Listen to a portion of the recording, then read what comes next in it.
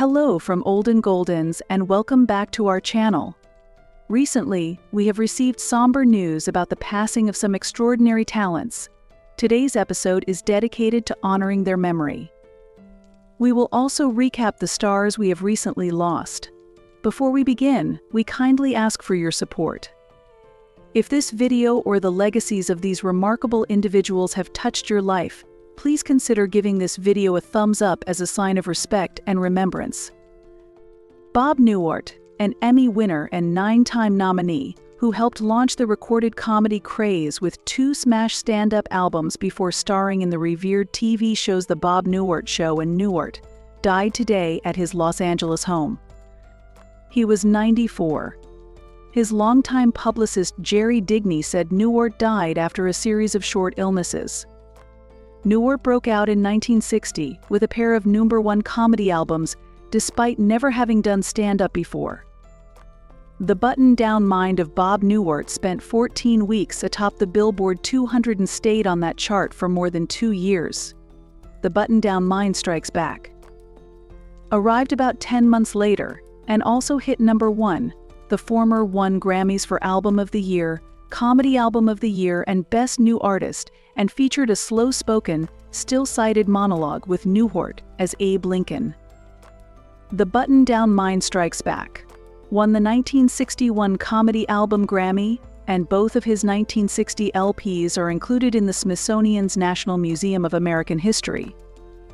Together, they helped usher in the golden age of recorded comedy that saw massive sales for the likes of Bill Cosby, Alan Sherman, The First Family, and many others, and would last through the 1970s.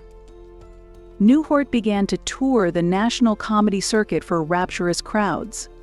Newhart scored another Grammy nom nearly a half-century later for his 2006 spoken word album I Shouldn't Even Be Doing This. Born on September 5, 1929, in suburban Chicago, Newhart's first move to TV was with the NBC comedy variety series The Bob Newhart Show, spawned from his first album and featuring his ad-libbed phone call comedy that inspired similar famous bits by Lily Tomlin and Mike Nichols' Elaine May. It lasted just 1 season in 1961 to 1962, earning a Peabody Award. But he would return to the medium in a huge way a decade later. Sitcom The Bob Newhart Show debuted on CBS in September 1972.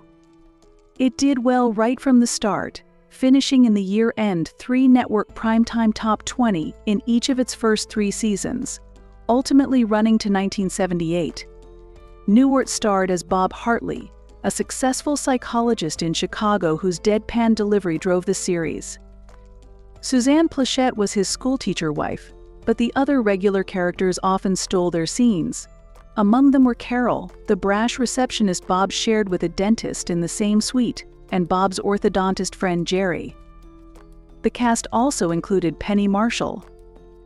Newhart scored an Emmy nom for writing during the show's first season. It ranked number 41 on the WGA's 2013 list of the 101 best written TV series of all time, and the series won for outstanding program achievement in the field of humor.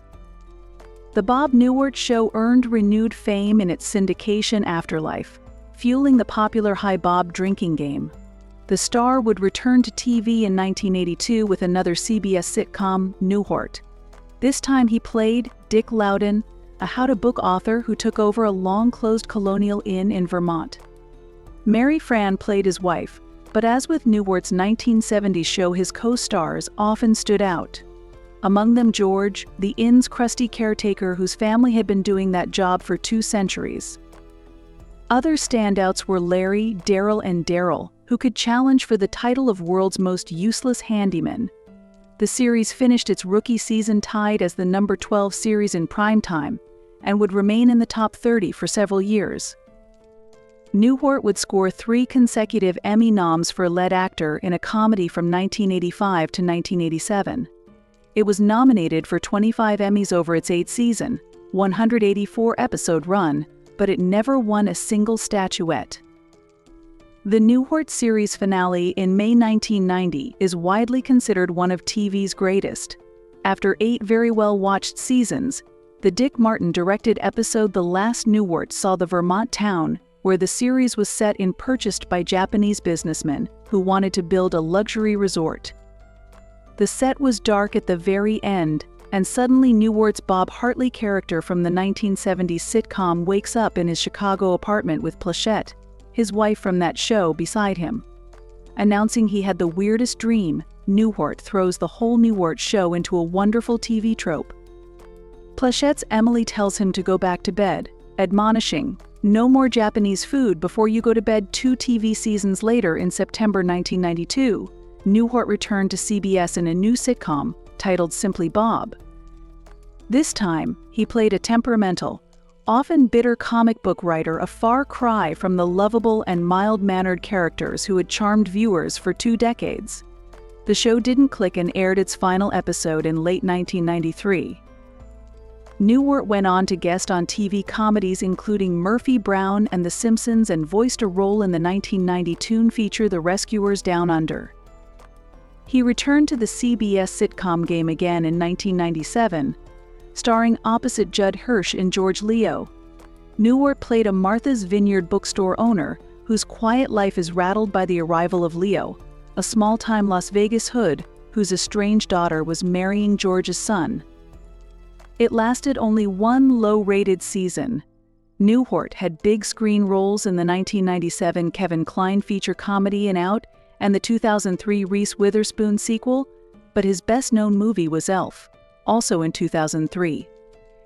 He played Papa Elf, the adoptive dad of Will Ferrell's Buddy Hobbs, an oversized human whose elfin upbringing leads to myriad adventures when he finds out that indeed he is not an elf and that his father is in New York City. Newhart's elf ears and characteristic deadpan delivery made audiences cheer. Newhart continued his TV and film career through the 2000s, on the silver screen in 2 The Librarian sequels and Horrible Bosses. He also did arcs on the popular series ER and Desperate Housewives, and guested on TV's The Librarians, Hot in Cleveland, and other shows. But he might be most recognizable to younger audiences for his recurring role in CBS mega hit The Big Bang Theory. In Chuck Lorre's sitcom, Newhart played Arthur Jeffries, aka Professor Proton, the star of a former kids' science show, who was hired to entertain Sheldon Jim Parsons and Leonard Johnny Galecki. An instant fan favorite, Newhart showed up in 6 episodes spanning 5 seasons and won his only career Emmy in 2013.